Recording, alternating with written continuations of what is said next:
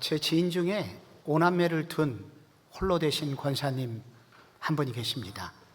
시골에서 서울로 올라오신 그런 분이신데 이 오남매 중에 참 안타깝게도 2명이 장애를 가지고 있습니다. 그래서 나머지 2명도 학교를 다 마치도록 도와주지는 못했습니다. 그런데 이분은 정말 기도하는 어머니이고 늘 그 얼굴에 기쁨이 넘치는 분이라고 제가 좀 말씀드릴 수 있습니다.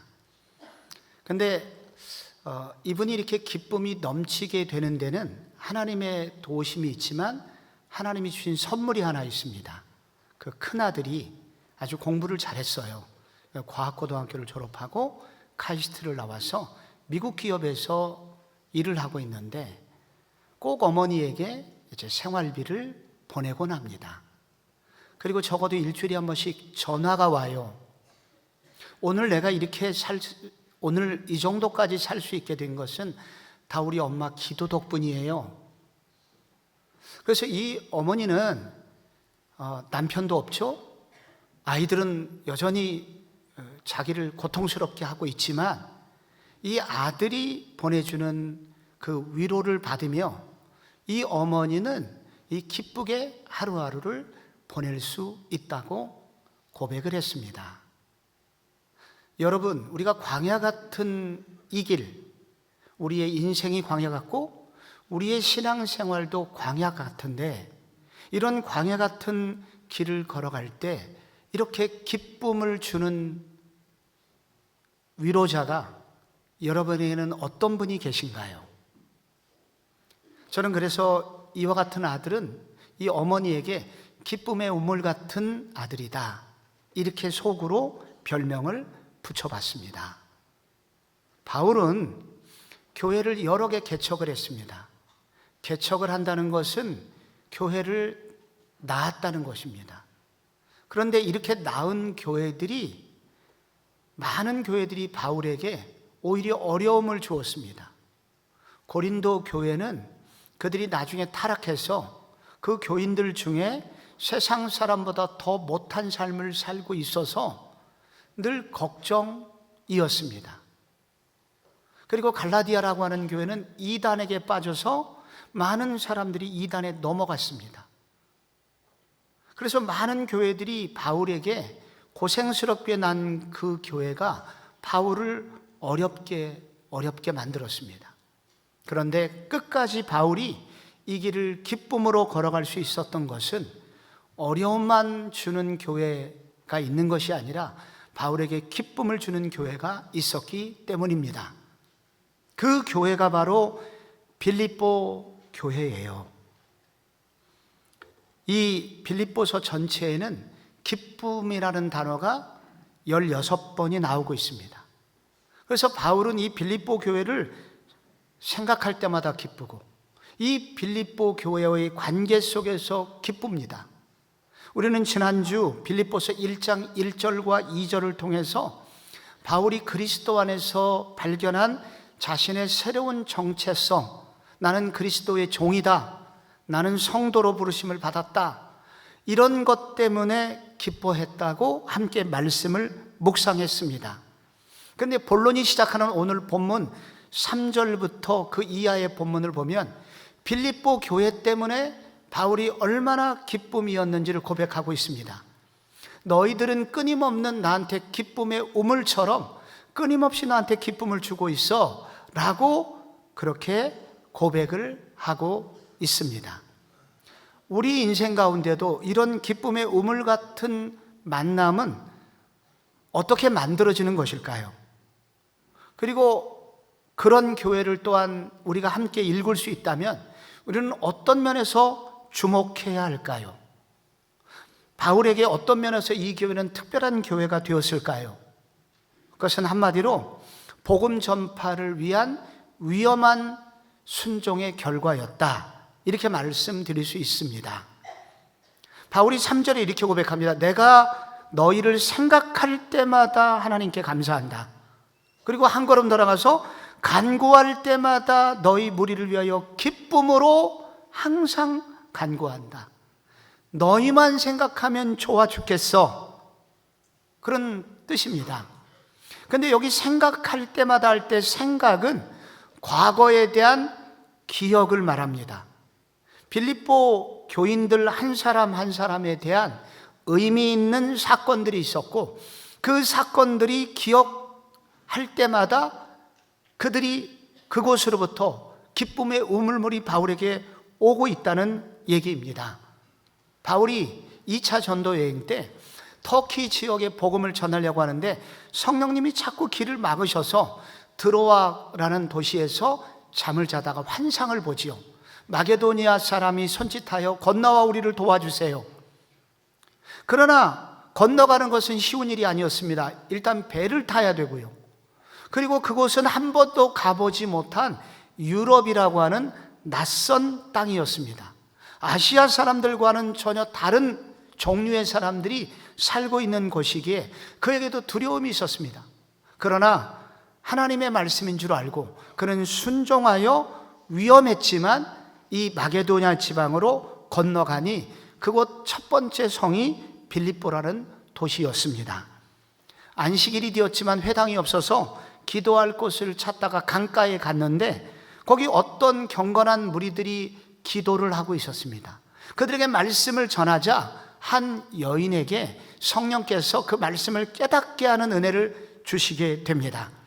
그분이 바로 루디아라는 여성이었습니다. 그의 집을 오픈하여 교회가 시작되니 빌립보 교회입니다. 얼마 후에 귀신 들려 점치는 여종을 만납니다. 이 여종은 인생이 기구해요. 일종의 귀신 들린 여자 무당인데 그에게 주인이 여러 명이 있었습니다. 그러니까 여러 명이 그 여자 한 사람을 뜯어먹고 있었다는 얘기입니다. 그때 그녀를 위해서 기도하자 마치 거라사 광인 청년 속에 붙어있던 귀신이 떠나면서 그 청년이 온전한 사람이 된 것처럼 이 여인이 온전케 되어 두 번째 교인이 됩니다. 그런데 그 선한 일 때문에 바울과 실라가 감옥에 가게 되죠.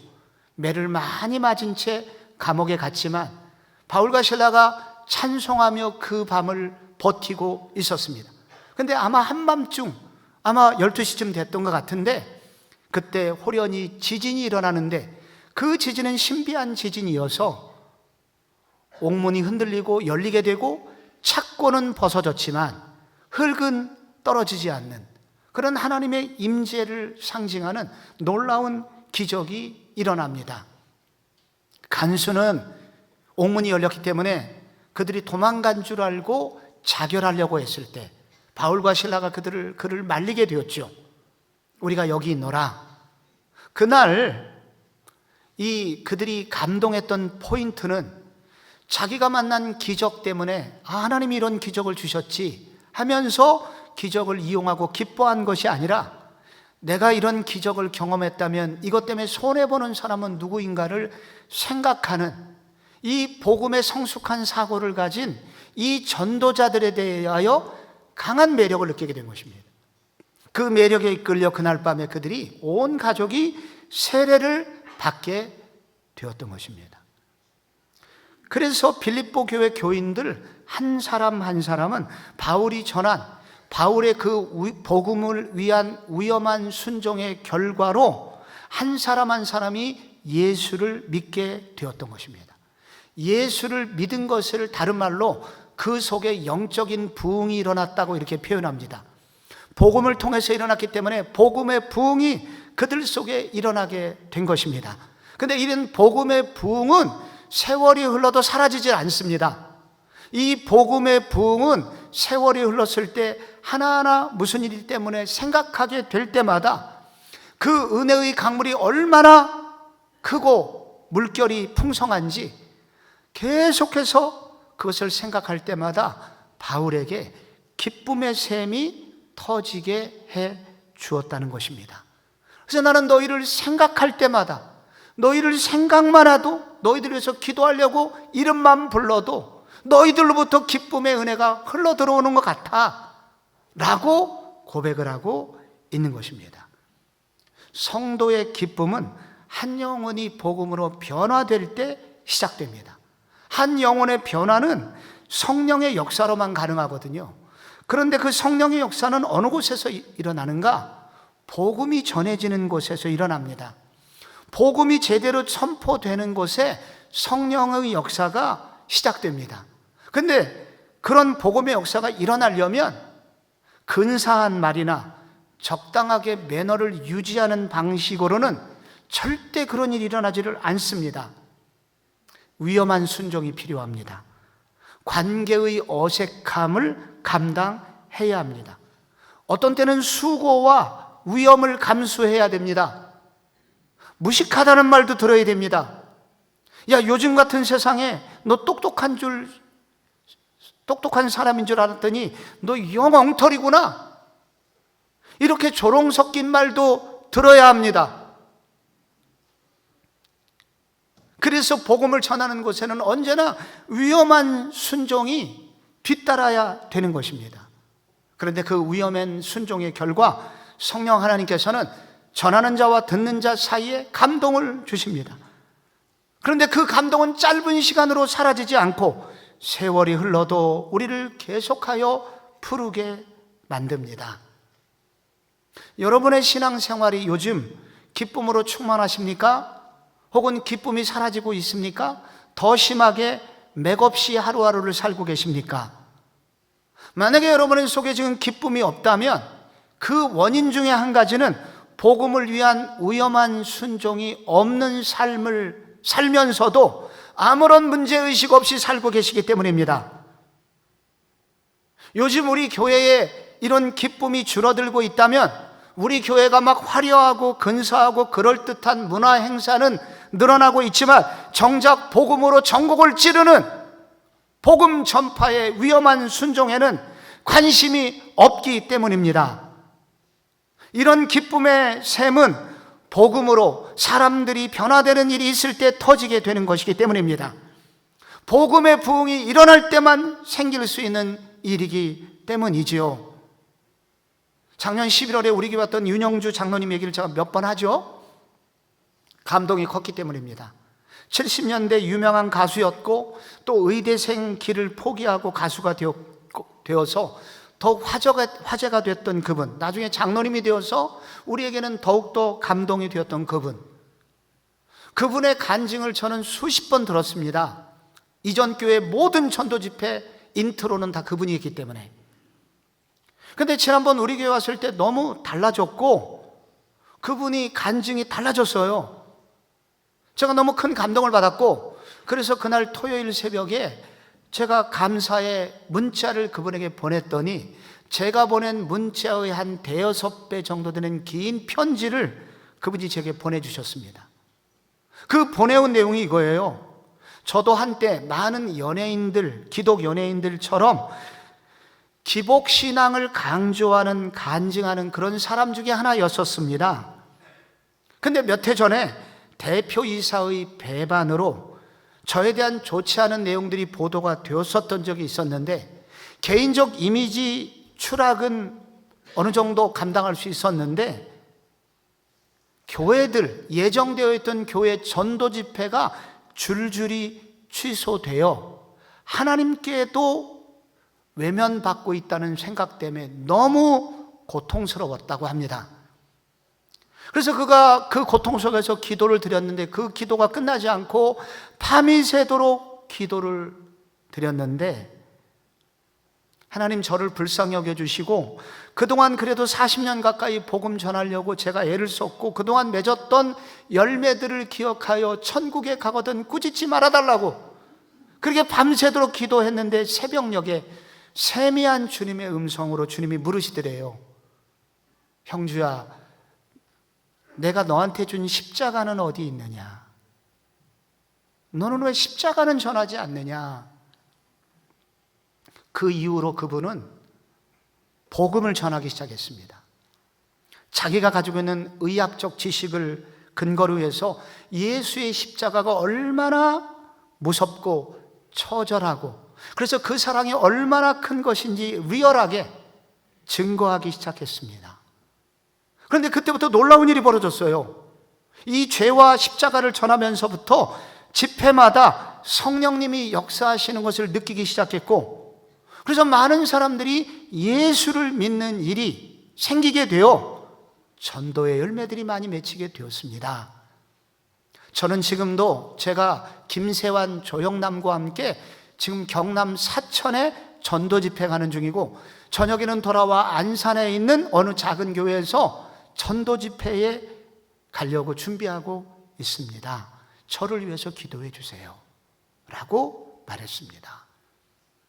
우리가 근사한 말을 하고 매너 좋게 관계를 유지한다고 해서 거기서 기쁨이 생기는 것이 아니라, 우리가 위험한 순종을 할 때 관계가 깨지는 한이 있어도 진짜 전해야 되는 예수의 복음, 너 예수 안 믿으면 지옥 가, 예수의 복음은 이런 거야, 이렇게 복음을 위한 위험한 순종이 있을 때 우리 속에 성령 하나님께서 기쁨의 우물을 터뜨려 주신다는 것입니다.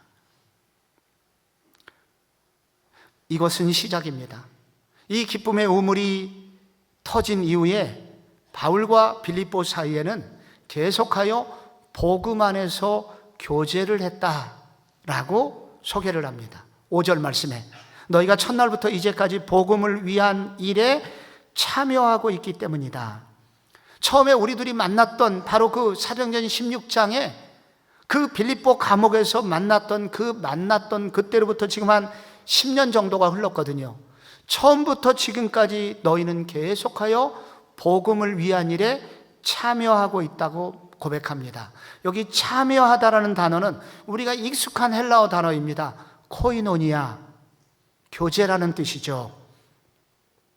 빌립보 교회는 바울 사이에 이런 10여 년 넘게 이렇게 코이노니아, 복음적 교제가 계속해서 이루어지고 있었습니다.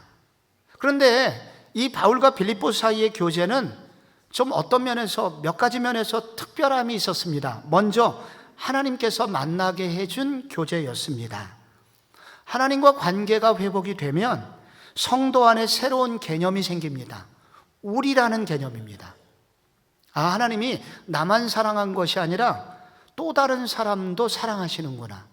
그래서 누군가를 사랑하게 되고 그 사람과 함께 교제가 시작이 됩니다. 그런데 이 교제는 단순한 교제가 아니라 먼저 서로 긍휼히 여기게 되고 서로를 위로해 주게 되고 서로를 축복해 주는 일이 생기고, 그리고 나중에는 급기야 서로 권면해 주는 일까지 생기게 됩니다. 권면은 꾸짖는 것입니다. 단지 위로만 해주는 것이 아니라 잘못된 길을 갈 때 꾸짖음도 그 교제 가운데 포함되어 있는 것이죠. 그래서 빌립보서 2장 1절에 그러므로 그리스도 예수 안에서 무슨 권면이나 사랑의 무슨 위로나 성령의 무슨 교제나 긍휼이나 자비가 있거든 이라고 교제가 무엇인지를 설명하고 있습니다. 그런데 여기서 매우 특별하고 독특한 빌립보 교회가 바울과 나눴던 교제 한 가지가 더 있습니다. 그것은 바로 물질적으로 빌립보 교회가 바울을 도운 것입니다. 바울의 경제적인 필요를 생각하고 바울의 경제적 필요를 도와주었습니다. 단지 그냥 위로하고 권면하고 서로 말로 축복했을 뿐만 아니라 이 빌립보 교회의 독특성은 바울의 경제적 상황이 얼마나 어려운지를 생각하고 그들을 도왔는데, 바울이 빌립보 교회에서 매를 맞고 나온 이후에 빌립보 관청에서 압력을 넣습니다. 제발 떠나달라고. 그래서 바울이 떠나서 그 옆에 있는 도시 데살로니가로 가게 됩니다. 그 데살로니가로 가 있을 때 빌립보 사람들이 헌금을 보냈습니다.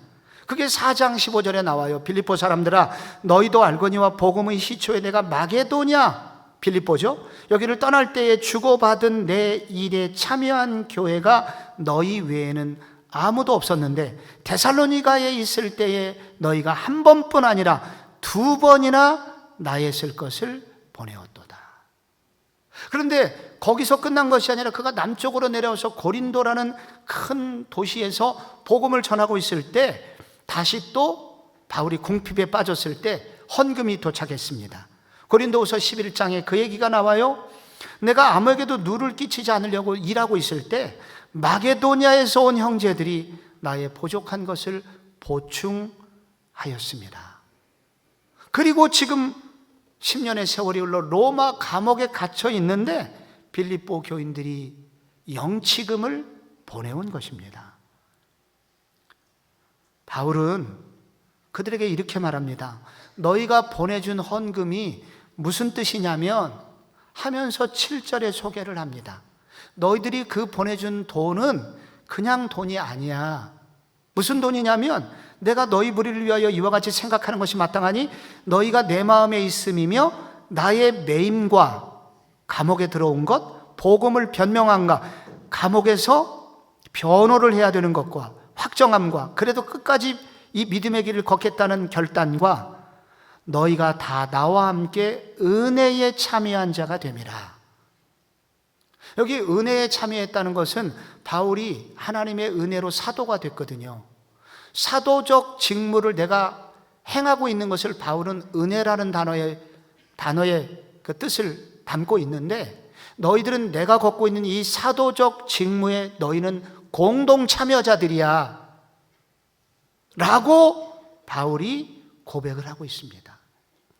뿐만 아니라 너희들이 나한테 돈을 보내줬지, 사실 너희들이 보내준 것에 대해서 내가 너무 감동인데 내가 돈 때문에 그러는 거 아니야. 바울이 빌립보서 뒷부분에 그렇게 얘기하거든요. 4장 11절에 내가 궁핍함으로 말하는 것이 아니라 어떠한 형편이든지 나는 자족하기를 배웠노라. 나는 모든 것이 풍부해, 가난하든지 부하든지. 14절에 그러나 너희가 내 괴로움에 함께 참여하였으니 잘하였도다. 바울은 그 돈을 받을 때 무슨 생각을 했냐면, 야, 이 빌립보 교인들은 내 마음을 이렇게 잘 알고 있구나. 내가 하고 있는 복음을 전하고 있는 일이 얼마나 귀중한지를 인정해주고 있구나. 너희들이 그 인정함이 그 돈을 통해서 나한테 온 거야. 나 흔들리지 않을 거야. 끝까지 이 길을 갈 거야. 바울이 감옥에서 춤을 추고 있는 것입니다. 여기 진정한 코이노니아가 뭔지를 알려주고 있습니다. 정말로 눈물 나는 감동이 있는 교제가 어떤 것인지를, 어떤 사람이 이런 감동을 주는지를 보여주고 있습니다. 함께 위로하고 격려하고 함께 돕고 함께 울어주는 것뿐만 아니라 그가 얼마나 어려운지를 이해하고 이렇게 경제적으로도 거기에 마음을 담아서 도울 때, 이때 진정한 기쁨의 우물이 터지게 됩니다. 저는 신학대학원 1학년 때 결혼을 했습니다. 결혼 후 저희 집사람이 웃음을 잃어버렸습니다. 너무 밝은 여자였는데 늘 어려운 삶 속에서 허덕였습니다. 남편 계속 학교 다녀야 되죠. 그리고 또 섬기던 교회는 부도가 났죠. 그래서 너무나 어려운 하루하루를 보내는데 그것뿐만 아니라 그러다 보니까 내가 지금 뭘 하고 있는 건가? 그런 생각이 드는 거예요. 교회에서 집은 또 멀지. 근데 어느 날 신대원 3학년 때 어느 집사님께서 봉투를 하나 주시대요. 거기에 편지도 들어있었고 돈도 들어있었습니다. 이 봉투를 전해주니까 저희 집사람이 갑자기 노래를 부르더라고요. 주님의 높고 위대하심을 내 영혼이 찬양하네. 그동안 찬송을 안 불렀는데 막 찬송이 터진 거예요.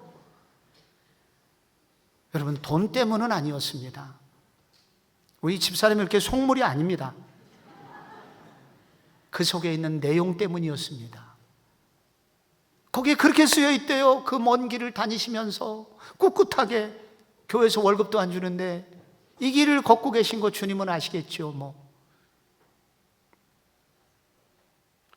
눈물이 나더라고요. 그분 그게 한 번이 아니었습니다. 그래서 교제가 시작된 거예요, 그분하고. 그래서 지금도 생각하면 눈물이 나고 그분을 생각하면 힘이 나는 거예요. 우리의 교제가 진심인 교제가 될 때 우리의 교제, 코이노니아라는 게, 이런 코이노니아가 교회 안에서 누군가의 만남을 통해서 사랑방 안에서 전도회 안에서 복음을 위해서 수고하는 것을 서로 알아주고 함께 울어주려는 이런 만남이 있을 때 이때 기쁨의 우물이 터지게 되는데 이게 한 번으로 끝나지 않고 생각할 때마다 그런 일이 생긴다는 것입니다. 그런데 이 빌립보 교회가 완전한 교회여서 그렇지는 않습니다. 바울은 이 기쁨의 우물이 터진 이유가 바울과 빌립보 이 교인들이 주님의 은혜의 통치 안에서 교제를 하고 있기 때문에 이런 기쁨이 있다고 또한 고백을 하고 있습니다. 빌립보서 1장 6절의 말씀을 우리 한번 다 같이 읽어보겠습니다. 시작. 너희 안에서 착한 일을 시작하신 이가 그리스도 예수의 날까지 이루실 줄을 우리는 확신하노라. 아멘. 여기 착한 일이 나옵니다. 착한 일 생각하면 여러분 먼저 뭐가 떠오르시냐면 구제하는 일이 떠오릅니다. 그런데 구제보다 더 착한 일은 뭐냐면 그 사람을 아들 삼아서 인생을 책임지는 일이 진짜 착한 일입니다. 그래서 이 바울은 예수 그리스도께서 하신 최고의 착한 일이 뭐냐면 우리를 구원하신 일이라고 표현을 하고 있는 것입니다. 예수 그리스도께서 우리의 죄 문제를 해결해 주셨고 그 결과로 우리를 하나님의 아들들이 되게 해 주신 거예요. 아들들이 되셨다는 것은 우리의 인생을 책임지는, 그렇게 책임짐을 받는 존재가 되었음을 알게 되는 것이죠. 그리스도께서 우리를 하신 일은 착한 일이고, 그래서 착한 일은 구원 사역을 말하는 것입니다. 그래서 예수 그리스도께서 행하신 그 우리를 향하신 구원의 그 모든 사역, 그것이 착한 일인데, 예수께서 우리를 구원하신 착한 일이 처음 우리가 예수 믿을 때만 끝나는 것이 아니라 예수님 다시 오시는 그날까지 우리의 믿음을 지켜주시겠다, 끝까지 책임져 주시겠다는 그 약속을, 그런 주님의 신실하심을 생각할 때 그때 이 기쁨의 우물이 마르지 않게 됨을 발견하게 됩니다. 바울이 왜 갑자기 이런 얘기를 하냐면 빌립보 교회도 나름 아픈 교회였기 때문입니다. 3장에 보면은 할례당이라고 하는 이단이 빌립보 교회를 어지럽히고 있었고요. 4장에 보면은 유오디아와 순두계라는 이 두 여성 지도자 사이에 갈등이 있었습니다. 오늘로 말하면 여전도회 회장하고 권사회 회장하고 대판 붙어서 교회가 지금 쪼개질 위기를 만나고 있었거든요. 그럼에도 불구하고 바울은 그들과 교제하면서 기쁨의 우물이 사라지지 않는다고 고백을 하고 있습니다. 그걸 확신하고 있습니다. 왜 그러냐면 빌립보 교회에서 착한 일을 시작하신 이가 누구인지 확신하고 있었기 때문입니다. 이 빌립보 교회를 세우시고 이 빌립보 교회를 이끌어 가시는 분이 누구인지를 알고 있기 때문입니다. 그분은 누구실까요? 예수 그리스도이십니다. 교회는 우주적 교회와 지역 교회가 있습니다. 지역 교회는 우리가 이렇게 믿는 사람들이 모인 교회가 지역 교회이고, 이 중에서 진짜 구원받은 사람들이 우리 눈에 보이지 않지만 영적으로는 모여 있습니다. 이것을 우주적 교회라고 합니다. 우주적 교회는 완전한 교회입니다. 영광스러운 교회입니다. 그러나 지역 교회는 문제가 있는 교회입니다. 지상에 있기 때문에 문제가 전혀 없는 교회는 이 땅에 존재하지를 않습니다. 그럼에도 불구하고 바울은 문제가 있어도 소망이 있는 이유가 있다고 합니다. 그것은 바로 이 교회를 세우시고 지키시는 주인이 주님이시기 때문이다, 이렇게 고백하고 있습니다. 여러분, 이 땅에 쓰레기가 없는 집이 있을까요? 우리가 살고 있는 집에 쓰레기 없는 집이 있습니까? 있다면 소개 좀 해주세요. 특종감입니다. 모든 집에는 쓰레기가 나옵니다. 그런데 어떤 집은 깨끗하고 어떤 집은 더럽습니다. 그 차이가 무엇일까요? 깨끗한 집은 쓰레기가 쓰레기통 속에 들어가 있고 뚜껑이 덮여져 있는 집입니다. 이 땅에 문제가 없는 집은, 교회는 없습니다.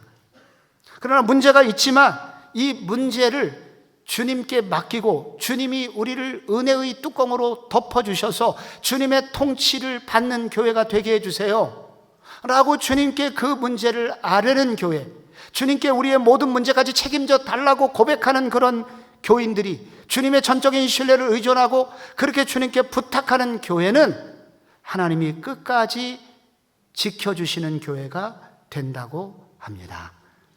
바울은 이 빌립보 교회를 이끌어 가시는 분이 하나님이심을 신뢰하고 있습니다.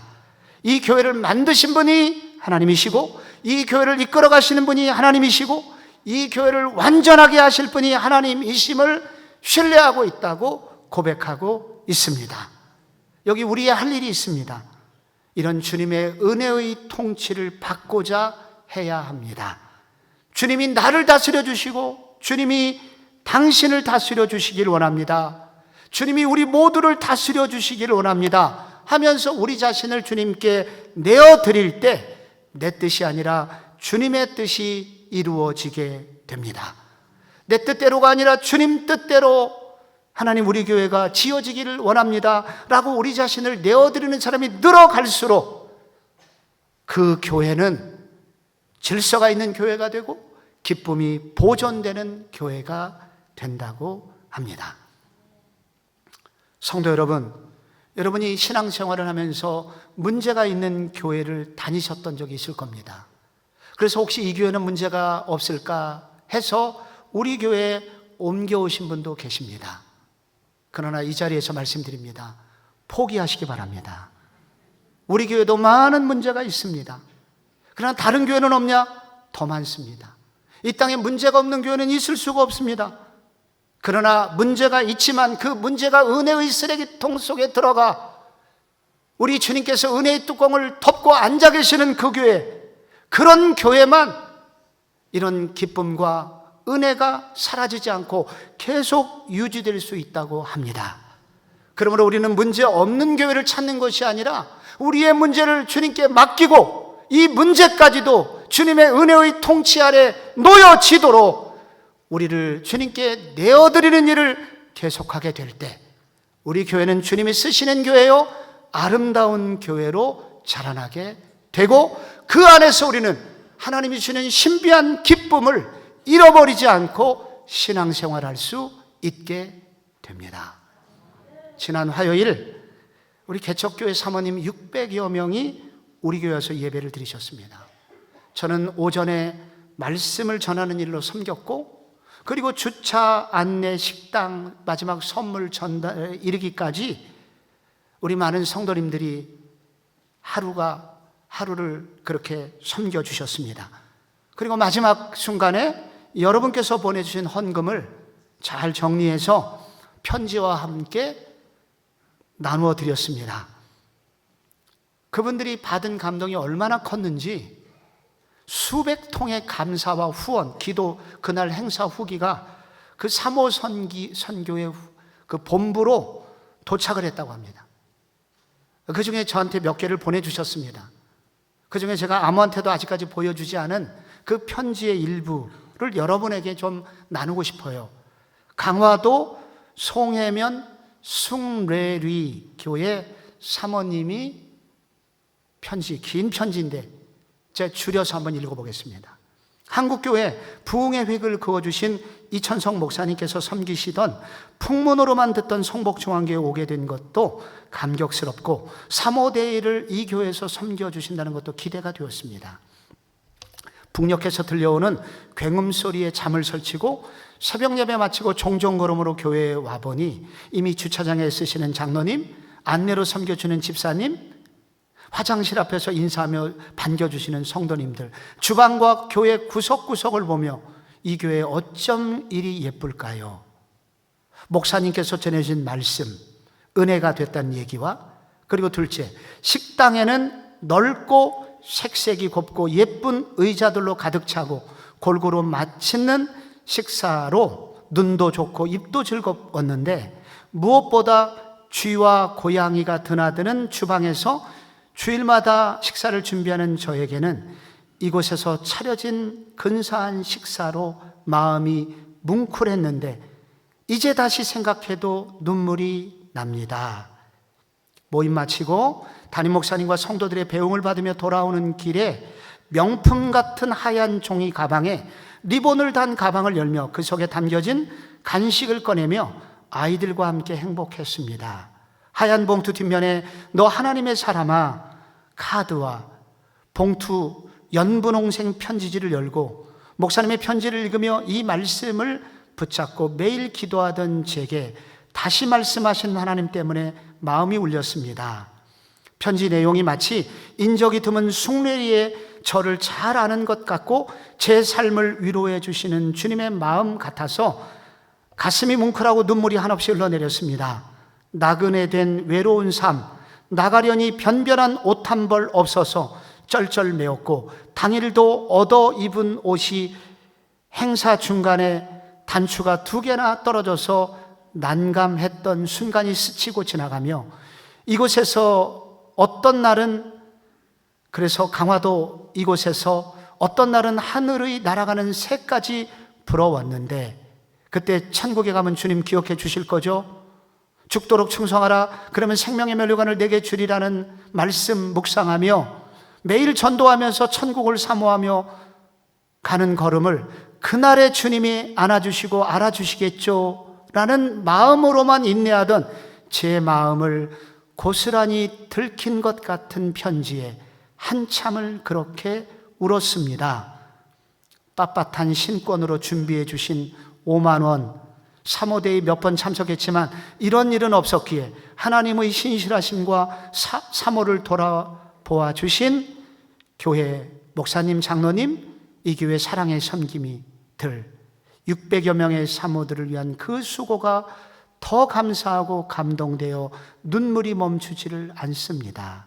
사도 바울이 빌립보 교회의 연보를 인하여 이 마음이었을 것 같습니다. 무명의 약한 사모 이리 환대해 주시고 예수님의 마음으로 섬겨주셔서 다시 한번 진심으로 감사합니다. 이 사모님 남편 서울대학 졸업하시고 수영로 교회에서 부목사로 계시다가 강화도 시골 할머니 할아버지 섬기기 위해서 온 젊음을 투자하신 가정입니다. 저는 이 편지 읽고 얼마나 울었는지 모릅니다. 우선 내가 이런 칭찬 받아도 되나? 우리 교회가 이 정도 칭찬 계속 받아도 되나? 약간 두려웠습니다. 이런 기쁨과 감동을 주신 일이 왜 일어났을까 생각하게 되었습니다. 우리 모두 부족하지만 지극히 작은 자 하나에게 한 것이 곧 내게 한 것이니라. 그 한 말씀에 순종했던 여기 하나님의 사람들, 우리 성도님들의 순종이 이 작품을 만들어낸 것이구나 생각하게 되었습니다. 우리는 여전히 부족합니다. 우리는 부족한 것 투성이입니다, 사실. 그러나 우리가 이런 부족함에도 불구하고 우리의 부족함까지 주님의 은혜의 말씀에 맡기고 그리고 은혜의 말씀을 따라가려고 애쓰고 그리고 부족함이 은혜의 통치를 받게 해달라고 맡기는 그렇게 주님의 통치를 사모하는 일이 계속되는 한 하나님은 우리 교회에 이 기쁨의 우물을 멈추도록 하지 않으실 것이다 확신하게 되었습니다. 광야 같은 이 인생길을 걸어가는 모든 성도님들, 여러분의 인생에 이런 기쁨의 우물이 만나지는 은혜가 있기를 바랍니다. 하나님의 사람들을 만나시고 이 교회가 그런 교회가 되도록 함께 만들어가기를 꿈꾸는 그런 꿈이 오늘 모락모락 피어나는 3월이 되기를 축원합니다.